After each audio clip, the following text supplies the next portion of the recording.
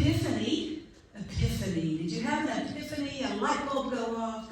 Epiphany was last January 6th, and it marked the wise men. So right now I'm following the church calendar for sermon topics. And I love it because this is year C. There's year A, B, and C on the lectionary. We're on year C. And today's text is Luke 3, the baptism of Jesus. And it is very interesting because once again, I look at a familiar passage and I read a commentator who pointed out something that I just had never realized. I don't know if we just think we know it and so we don't really listen. But reading chapter 3 of Luke, I guess I always had in my mind that it was just Jesus coming down the banks of the Jordan and coming to John to get baptized, but it wasn't. There was a huge crowd. There were soldiers and tax people and regular people and rich people, and Jesus was in the crowd and he waited in line just like anybody else and came in at the last. And can't you imagine John in the water saying, next, next, and then up walks Jesus. There's a lot of implications about what this means. It's interesting because Luke is usually very verbose. He usually has a lot of descriptive words, and he doesn't have a lot of descriptive words about this incident. So that tells us that whatever he uses to describe it are really important. So focusing in on Luke 3, 21 and 22, one of the people who came to be baptized was Jesus. One of the people. And when he was baptized, Jesus stood in the water a long time praying. As he was praying, the sky opened and God's Spirit came upon Jesus in the form of a dove. And there was a voice, a soft, beautiful voice that said, "You are my child. I love you. I am pleased with you." And in the NIV and King James, it's, "You are my beloved son," or blessed son. So Jesus not only got affirmation from his Father at that point, he got a new name. He got a new name. And in the same way, we can get that new name. We get that new name in glory when we are baptized. So there's a renewal of baptismal vows that can be used over the course of time. And it's remember your baptism and be thankful. Remember your baptism and be thankful. Now, I want to take this a little bit deeper, and I want to ask you in your mind's eye to envision Jesus' baptism. I want to ask you to close your eyes. Close your eyes. Picture yourself in a dry, dusty desert of Galilee. Do you see it? It's hot. But you are in a very remote place, away from the city, away from the tyranny of the Roman rule. And the sun feels a little bit less oppressive where you are. There's actually an energy in the air, an energy of curiosity and wonder and hope. There's this really wild man named John. He's over there. Do you see him? He's dressed in camel's hair and standing in thigh-deep, muddy water. And he's talking, calling us to repent, to turn away from our fears and our temptations to worship false gods, and to turn again toward our God, the one true source of love. Do you hear him? We are desperately longing for any sign of God's love. Maybe John will be the sign. So we come to this Jew and non-Jew, rich and poor, women and men, infants and children, elite and marginalized, fishermen and tax collectors, all to listen to John and to be renewed in these waters of the Jordan River. Even the one they call Jesus, the one they say is John's cousin, is here, just like any one of us, asking that John baptize him too. There he goes now. He's being dunked under the water by John, coming up, sputtering, and yet continuing to stand in that muddy water with his eyes closed. He seems to be praying.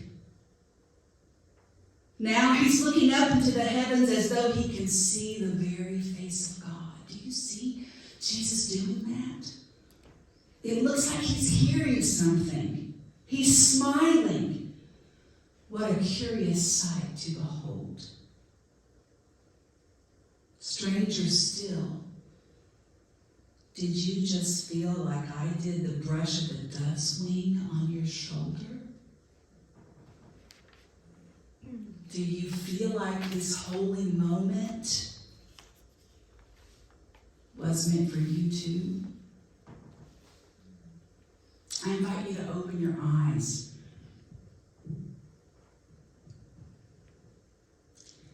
And we're going to continue to reflect and appreciate Jesus' baptism. In the Celtic Christian world, Celtic, C-E-L-T-I-C, which is ancient Christians in Ireland. Now, in Boston, they call them Celtics. Same word. They had this terminology and this understanding that holy moments in life were called thin spaces. Thin, T-H-I-N, time and space. And what they mean by that is there are times in our lives when we're so close to heaven that the only thing that is separating us is this thin veil. At this baptism, Jesus' heart himself being thin, that is being fully open and transparent to receiving all of the light of God's love.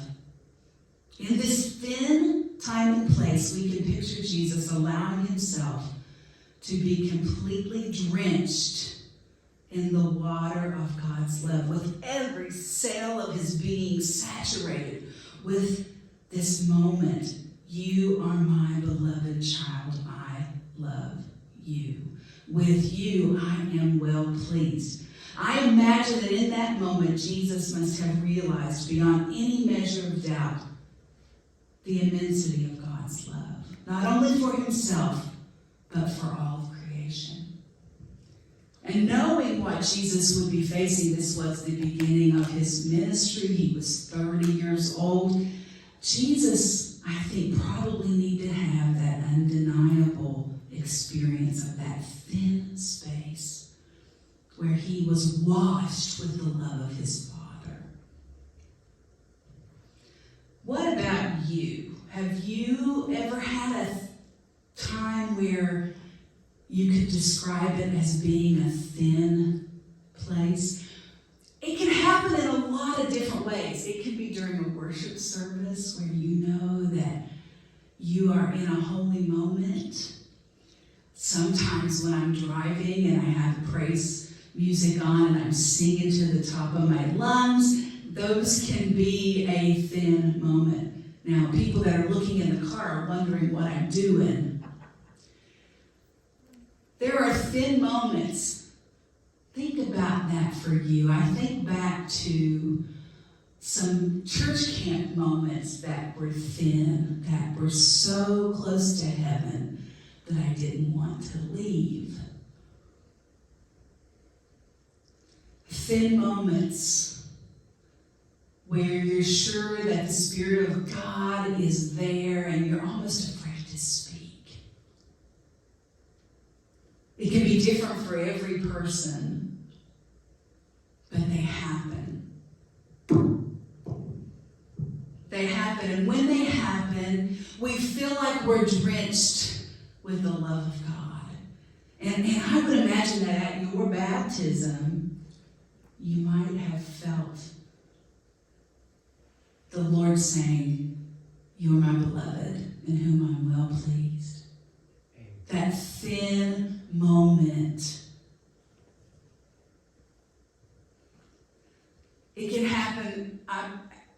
You could probably share with me times when it's happened for you when you didn't even realize it. Completely drenched by the love of God. That's why we say, remember your baptism and be thankful. Now, there's another word in our vocabulary that can identify these moments in time.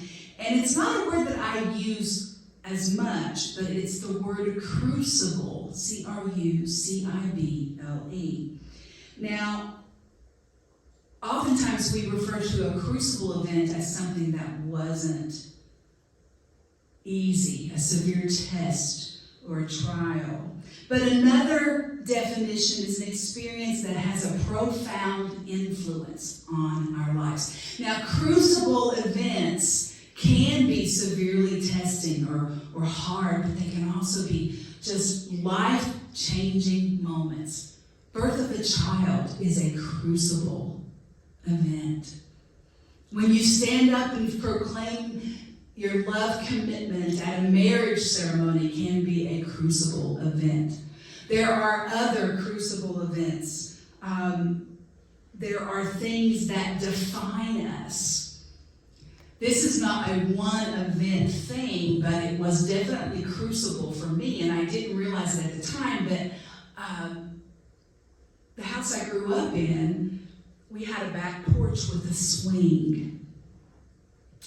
And there were more moments in that swing that were crucible than I can count. Swinging after dark with mom and dad, or with just mom. If there was ever a time when I was crying uncontrollably and needed comfort, usually we sat on the swing on the back porch. I can remember I failed to make cheerleader in 6th grade, and I came home and I was just heartbroken. And my mom comforted me on that swing. Maybe it's a rocking chair. Maybe a crucible moment where you rocked your grandchildren, or you rocked your child, or you held another child, or you held a hand at a bedside at a crucible moment. There's an author, Sue Kidd, who writes about her grandfather, who was a farmer. The vital importance of the land he grew up on and farmed as a kid all his life. These 500 acres of land have been in the Muck family since the early 1800s, passed down from generation to generation. My great-grandparents, William and Alcy, are buried there. My grandfather does not just love the land, he reverences it. He knows every row of corn, every spindle-legged calf, every seedling pine. The farm is the crucible of his childhood, the place his soul understands as home. Where does your soul understand as home? Is it remembering back to that moment of your childhood where you met Jesus, or your adulthood where you met Jesus, or a special moment where you felt his touch, his watch care? I think Jesus considered the River Jordan his crucible. I think Jesus looked back to that moment for strength. I think Jesus looked back to that moment to remember how much he is loved by his Heavenly Father. Even though the people's hearts hardened toward him eventually, his crucible, his home, I believe, was the River Jordan. A friend of mine's mom, every time she leaves the house, when she was a teenager especially, would say, behave, be careful, and remember whose you are. That's kind of referring back to a crucible. Remember that you're a child of God, and if you're going to go out and try to do something that would not make God happy, remember you're his, and maybe it would stop you. Remember whose you are. Is there a place in your memory, in your longing, where your soul has found a home in God's love? In your heart, are you still there? Are you still home? If not, what would it take to find your way back there, to visit again, or perhaps to seek another place where your soul can find a home in God once more? Some people have a chair and a footstool that is their thin place. The place where they sit down and they read their daily devotion and they pray. That's their crucible. I remember we had to answer a question similar to this in one of my seminary classes, and one of my African American brothers said that it was in the arms of his mother that was his crucible, or his thin place. Oh, what I would give to be in the arms of my mother one more time. Sometimes I imagine myself being there. There have been times in my life, and I admit it, where I have sought therapy, and one of the things that they oftentimes will have you do is to go back to one of those places to kind of anchor yourself. And do you know where I go in my mind? I go to that swing on the back porch. I go to that swing on the back porch. There's a creek, back porch, a swing, lots of cats. When I was home for Christmas, I called up the family that had bought my house that I grew up in. I hadn't been back since my mother died in 96. And we emptied out that house and sold it. I said, can I please come in when I went back for my friend's funeral about a week ago? I was apprehensive. I had anticipated, what will I feel when I see my bedroom and the place where we had our meals and celebrated Christmas and just all the things that were so important. I think luckily for me, when I went in, they had remodeled the whole house. It didn't look like my house anymore. And that was okay. Because I think if I'd gone in and it had been like it was when I was there, I would have just burst into tears. But it was new. It was their thin place now. It was their crucible. There were some little things. I saw the cabinets in the laundry room that my dad had built from scratch. They painted everything. They even painted the fireplace. My dad would have never done that. They closed off some things. So it really didn't even look like my house anymore. That was okay. Why is it that I'm so drawn to that? Why is it that I so longingly wanted to see that and have these memories and these feelings? Because that was my thin place. Growing up, we used to sing a lot, and I hated it when the old people, my parents, Marie, come and play the piano. I want to be with the teenagers. All the deacons would have parties at my house and their families. Every Christmas we had a big party. And Marie, come and play piano so we can sing. So I'm playing, and I'm having this bad attitude Because they want to sing, and they're standing around the piano, and they're singing and laughing, and I want to be in the other room. Oh my gosh, what I would do to have 10 minutes to play piano for those people and hear them sing. It's my crucible. It's my thin place. Think about it this week. If you don't have a thin place or a crucible or a place where you can go, find one. Maybe it's here. Where you can get in touch with whose you are, and you can feel that water once again of that baptism. Jesus' baptism, like our own, did not make him more holy, but rather recognized the holiness already within. He was as holy as it could come because he was God made human. In the words of Marilyn Robertson, author of the novel Gilead, baptism doesn't enhance sacredness, but it acknowledges it. Robinson's main character, an elderly minister, reminisces in the book about one of his childhood adventures when, as the son of a pastor, he decided to baptize a litter of kittens. I've done that.